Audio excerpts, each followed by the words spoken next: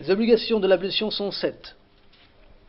Elle n'est valable que si elles sont au complet. L'intention, lors du lavage du visage, d'effectuer l'obligation de l'ablution, ou de se purifier de hadath, ou de permettre la prière, donc les 3 intentions qu'on a évoquées.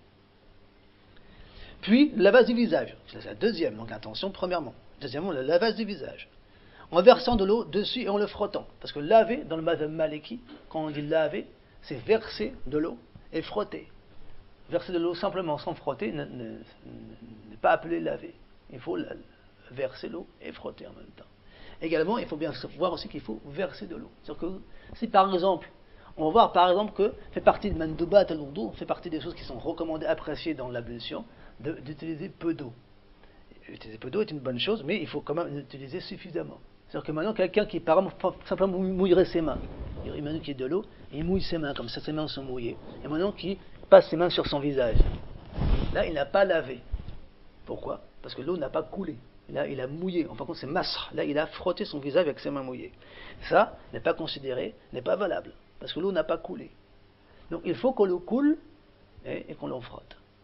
Alors, certaines personnes vont dire oui, on utilise peu d'eau. C'est une bonne chose d'utiliser peu d'eau. Oui, mais il faut quand même un minimum. Il faut que l'eau coule. Et on voit beaucoup de gens, en fin de compte, qui ne savent pas s'ablutionner, qui, au lieu de laver, ils vont frotter. Avec les pieds aussi. Ils vont frotter leurs mains, ils vont faire comme ça. Non, il faut que l'eau coule. Maintenant, c'est pas non plus nécessaire que l'eau, en fin de compte, dégouline du membre lavé. C'est-à-dire que maintenant, imaginons que je prenne de l'eau, que je verse l'eau sur ma main, donc l'eau va couler. Mais j'ai pris pas beaucoup d'eau, l'eau va couler simplement sur une partie de ma main, simplement jusqu'ici. Si après le reste de la main, je le lave, en fin de compte, j'ai fait glisser l'eau qui s'était arrêtée au début du membre, si je le fais glisser jusqu'à la fin du membre en frottant, ce sera valable. Pourquoi? Parce que l'eau a coulé sur ma main. C'est pas nécessaire que maintenant l'eau va couler du membre, que l'eau maintenant va dégouliner du membre, que ça va couler du membre. Non, il faut que l'eau coule sur le membre, même si c'est pas sur tout le membre, c'est pas grave. Après le reste, en frottant, je vais faire arriver l'eau au membre de façon complète. Donc laver, c'est faire couler l'eau, et frotter. Non, donc frotter le visage, laver le visage, en versant de l'eau dessus et en le frottant. Le visage, quand on parle du visage, quelles sont les limites du visage? Ces limites sont en longueur, vont de l'endroit où commencent à pousser généralement les cheveux, c'est-à-dire ici, jusqu'au bout du menton. Là, ça c'est la longueur du visage, les limites du visage en longueur.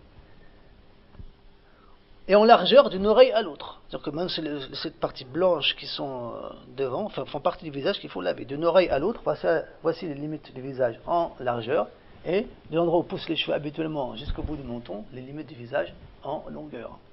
C'est donc tout cela qu'il faut laver.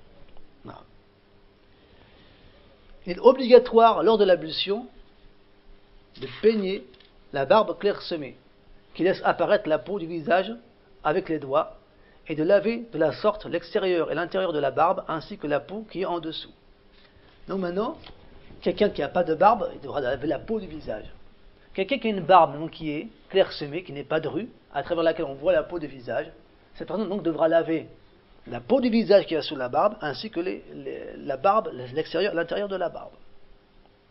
Par contre, une barbe qui est drue, qui ne permet pas, à travers la barbe, de voir la peau du visage, on se contentera de laver l'extérieur de la barbe, on n'aura pas à laver l'intérieur ni la peau qui est dessous. Ça c'est dans l'ablution. Par contre, dans le rousl, dans la grande ablution, on devra laver également la peau qui est dessous. Mais dans l'ablution, donc une barbe drue, on se contentera de laver juste l'extérieur de la barbe. On n'aura pas à laver l'intérieur. On n'aura pas à laver l'intérieur de la barbe.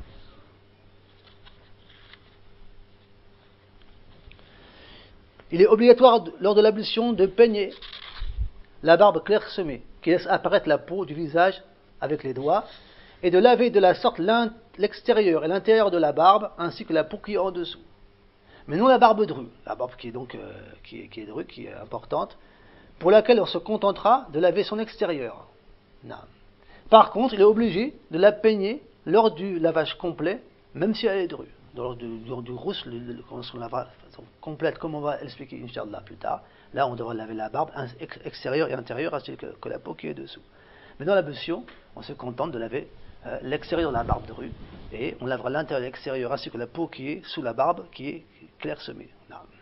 Donc, première chose, l'intention. Deuxième chose, laver le visage. Deuxième obligation. Troisièmement, puis le lavage des mains et des avant-bras, coudes compris, en frottant obligatoirement entre les doigts. Donc maintenant, ensuite, laver, une fois qu'on a lavé le visage, on lavera les mains. Il faut savoir que tahlil al-asabi', le fait de frotter entre les doigts, al-mashhur, est une obligation.